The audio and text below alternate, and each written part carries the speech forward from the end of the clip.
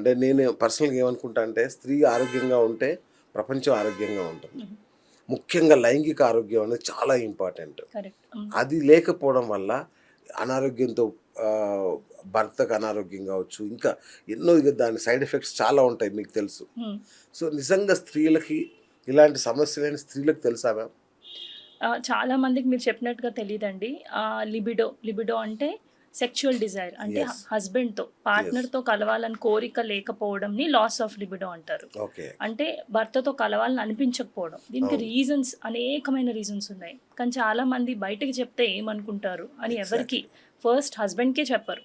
తర్వాత ఇంట్లో ఉన్న ఫ్యామిలీ మెంబర్స్ కమ్యూనికేట్ చేయరు. అవును. తర్వాత డాక్టర్ దగ్గరికి వెళ్ళడానికి కూడా వాళ్ళు సిగ్గుపడి చెప్పకుండా అట్లానే ఇదే నార్మల్ అనుకుని అలాగే లైఫ్ కొనసాగిస్తూ ఉంటారు. Yes. సో 100 మంది ఉంటే అందులో ఒక్కళ్ళు కూడా ఇలాంటి ప్రాబ్లం ఉన్న వాళ్ళు మా దగ్గరికి రారు. చాలా చాలా చాలా తక్కువ. మేము అడిగి మీకు ఇదేదైనా ప్రాబ్లం ఉందా అని అడిగితే గానీ చెప్పరు.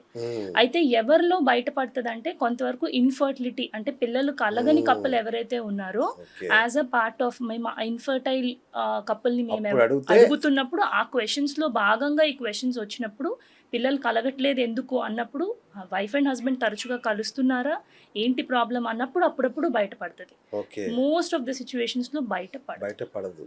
ఓకే. సో దీనివల్ల సంసారాలు విచ్ఛిన్నమయ్యే పరిస్థితి.